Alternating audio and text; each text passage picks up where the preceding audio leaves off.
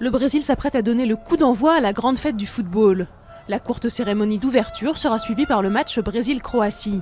Un match à valeur de test alors que les interrogations perdurent sur la capacité du pays à organiser un événement de cette ampleur. Quelques heures avant le coup d'envoi, la police a dû disperser avec des gaz lacrymogènes des manifestants hostiles à la Coupe du Monde.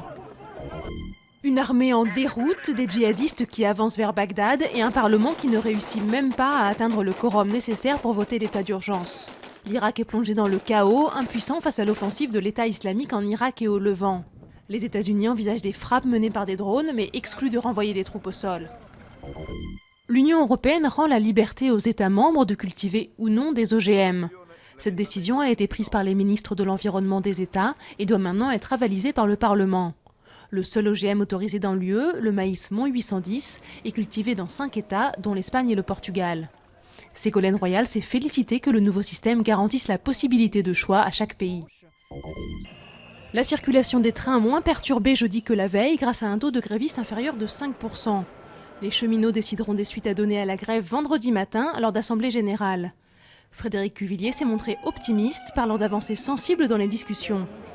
Les cheminots craignent que la réforme ferroviaire, qui doit préparer le réseau à l'ouverture à la concurrence, n'entraîne des suppressions d'emplois.